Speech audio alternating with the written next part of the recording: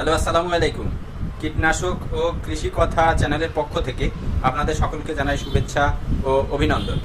আমার হাতে যে ঔষধটি দেখতে পাচ্ছেন, এটি সিনজেন্টা কোম্পানির মাজরা দমনের একমাত্র মহা ঔষধ বলা যায়। এটা ইনসেপিও। এটির মূল উপাদান আইসোসাইক্লোসিয়াম। এই ঔষধটি মাজরা দমনে এক ও অদ্বিতীয়।